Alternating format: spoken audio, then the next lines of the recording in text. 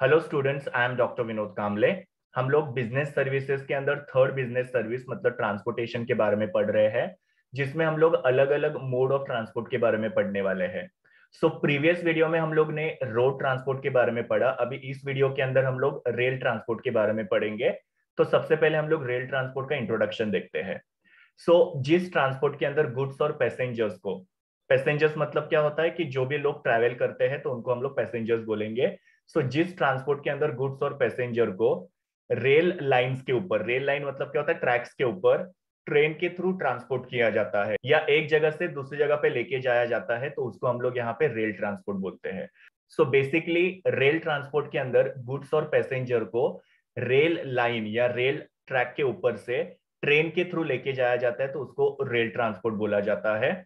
ये जो rail transport है वो हमारे कंट्री का काफी इंपॉर्टेंट लैंड ट्रांसपोर्ट सिस्टम माना जाता है और काफी डिपेंडेबल मोड ऑफ ट्रांसपोर्ट है लॉन्ग डिस्टेंस के लिए। मतलब लॉन्ग डिस्टेंस के लिए ज्यादातर लोग इंडिया के अंदर क्या करते हैं, रेल ट्रांसपोर्ट को प्रीफर करते हैं। तो इसके लिए इसको ज्यादा डिपेंडेबल बोला जाता है और इंपॉर्टेंट लैंड ट्रांसपोर्ट सिस्टम यहाँ पे उसको बोला जाता है।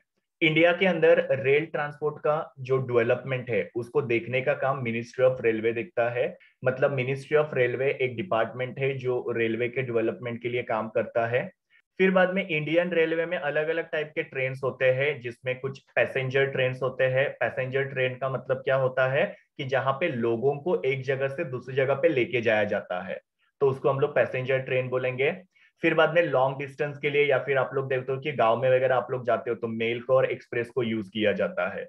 तो मेल ये भी एक अलग टाइप का ट्रेन होता है, एक्सप्रेस ये भी एक अलग टाइप का ट्रेन होता है जो गांव के लिए या लॉन्ग डिस्टेंस के लिए यूज किया जाता है।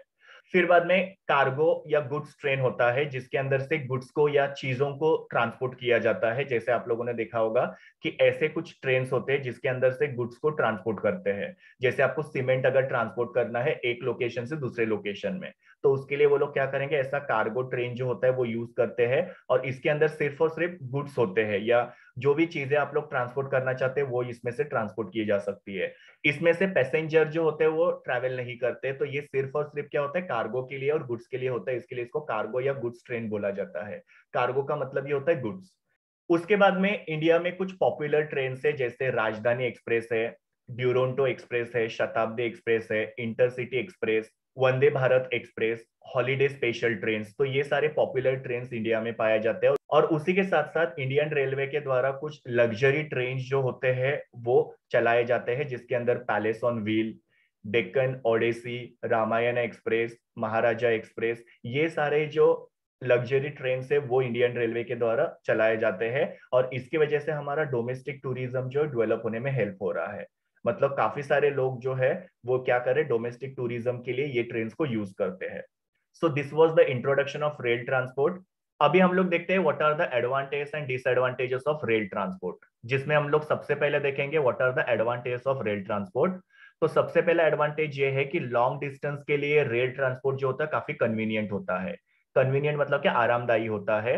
क्योंकि रोड ट्रांसपोर्ट में आपको पता है कि लॉन्ग डिस्टेंस में वो काफी इनकन्वीनियंट होता है, बिकॉज रोड की कंडीशन इतनी अच्छी नहीं होती है, तो वो असुविधाजनक हो जाता है। लेकिन रेल ट्रांसपोर्ट जो होता है काफी कन्वीनियंट मोड ऑफ ट्रांसपोर्ट माना जाता है for the long distance purpose. Because railway जो होता है वो ट्रैक के ऊपर चलता है, तो वहां पे खराब रोड की कोई भी प्रॉब्लम यहाँ पे आती नहीं है।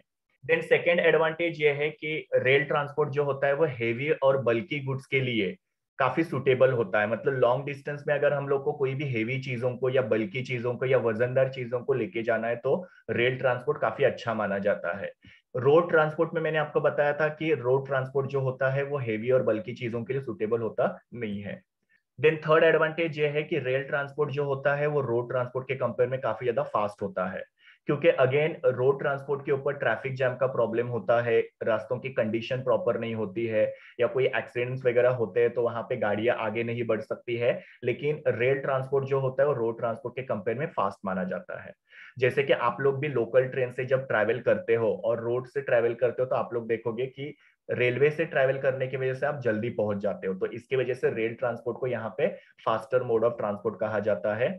देन फोर्थ एडवांटेज ये है कि जो रेल ट्रांसपोर्ट है वो एडवर्स वेदर कंडीशन से ज्यादा अफेक्ट नहीं होता है। जैसे कि हेवी रेन होते हैं, फ्लड वगैरह आता है, तो आपको पता है कि वाटर ट्रांसपोर्ट कंप्लीटली बंद हो जाता है, एयर ट्रांसपोर्ट बंद हो जाता है।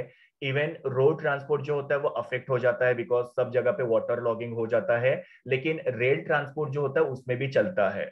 बहुत ज्यादा अगर वेदर कंडीशन खराब होगा तो उस केस में ही रेल ट्रांसपोर्ट जो होता है वो रुकता है, अदरवाइज रेलवे जो होते हैं वो कंटिन्यू चलते रहते हैं। तो यहाँ पे एडवर्स वेदर कंडीशन का रेलवे ट्रांसपोर्ट के ऊपर ज्यादा इम्पैक्ट नहीं होता है। और लास्ट एडवांटेज ये है कि रेल ट्रांसपोर्ट के अंदर गुड्स की सेफ्टी और सिक्योरिटी जो होती है वो काफी ज्यादा होती है, क्योंकि रोड ट्रांसपोर्ट में कैसे होता है, रोड की कंडीशन इतनी अच्छी नहीं होती है। तो जो भी फ्रेजाइल गुड्स होते हैं या डेलिकेट गुड्स होते हैं वो टूटने फूटने के चांसेस हो सकते हैं।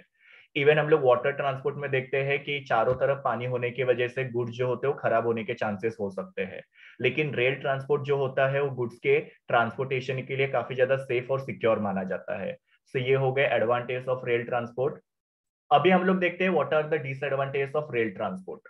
तो पहला डिसएडवांटेज ये है कि गुड्स और पैसेंजर को शॉर्ट डिस्टेंस में ट्रांसपोर्ट करना रेल ट्रांसपोर्ट से कॉस्टली हो जाता है। मतलब अगर शॉर्ट डिस्टेंस पे गुड्स को या पैसेंजर को लेके जाना है तो रेल ट्रांसपोर्ट में वो काफी कॉस्टली होता है, बिकॉज रेल ट्रांसपोर्ट जो होता है वो लॉन्ग डिस्टेंस के लिए काफी ज्यादा सुटेबल होता है और इकोनॉमिकल भी होता है, मतलब वहां पे खर्चा ज्यादा आता नहीं है। आप लोगों ने देखा होगा कि अगर रेलवे से आप लोग पास में ही जा रहे हो तो आप लोगों को टिकट थोड़ा ज्यादा देना पड़ता है, दूर जाते हो तो आपको टिकट थोड़ा कम देना पड़ता है। जैसे आप लोग गांव जाते हो तो गांव में आपने देखा होगा कि टिकट जो होता है कंपैरेटिवली कम होता है, जबकि डिस्टेंस काफी ज्यादा होता है। वही आप लोग लोकली कहीं पे एक स्टेशन से दूसरे स्टेशन पे या कुछ स्टेशन अगर आप लोग जाते हो या एक आध घंटे अगर आप लोग ट्रैवल करते हो तो वहां पे आप लोगों को थोड़ा ज्यादा पैसा देना पड़ता है। सो रेल ट्रांसपोर्ट जो होता है लॉन्ग डिस्टेंस के लिए सुटेबल होता है, वहां पे वो इकोनॉमिकल हो जाता है। शॉर्ट डिस्टेंस के लिए रेल ट्रांसपोर्ट जो होता है कॉस्टली हो जाता है। सेकेंड डिसएडवांटेज ये है कि कुछ रिमोट पार्ट्स होते हैं, मतलब कुछ रिमोट एरिया होते हैं जहां पे रेल ट्रांसपोर्ट अवेलेबल नहीं होता है। रिमोट पार्ट या रिमोट एरिया का मतलब क्या होता है, ये थोड़े इंटेग्रल एरियाज होते हैं जहां पे रेल ट्रांसपोर्ट जो होता है अवेलेबल नहीं होता है, बिकॉज वहां पे रेलवे ट्रैक्स बनाना या रेलवे स्टेशन बनाना जो होता है वो मुश्किल हो जाता है। तो रिमोट पार्ट्स में रेलवे अवेलेबल नहीं होता, ये उसका दूसरा डिसएडवांटेज है।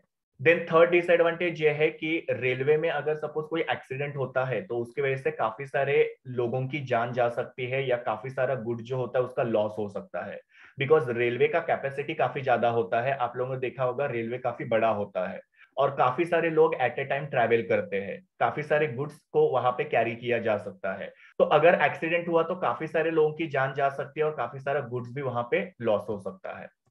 देन फोर्थ डिसएडवांटेज ये है कि रेलवे ट्रांसपोर्ट के अंदर टाइम फ्लेक्सिबिलिटी बिल्कुल भी नहीं होता है, बिकॉज रेलवे जो होता है फिक्स टाइम टेबल के हिसाब से चलता है। सो उसका अराइवल का टाइम और डिपार्चर का टाइम जो होता है फिक्स होता है। अराइवल का मतलब क्या होता है, ट्रेन आने का टाइम, और डिपार्चर मतलब क्या, ट्रेन जाने का टाइम। तो ये अराइवल टाइम और डिपार्चर टाइम जो होता है वो फिक्स होता है।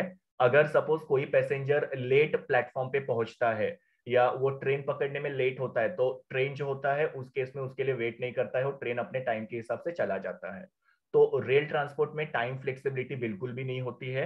And the last disadvantage is कि ये हम लोग को डोर टू डोर सर्विस नहीं देता है। जैसे मैंने आपको बताया था रोड ट्रांसपोर्ट के अंदर सिर्फ रोड ट्रांसपोर्ट जो है वो लोगों को डोर टू डोर सर्विस देता है, मतलब किसी भी चीज को या किसी भी इंसान को अगर उनके डोर स्टेप तक पहुंचना है तो रोड ट्रांसपोर्ट जो होता है वो काफी कन्वीनियंट होता है।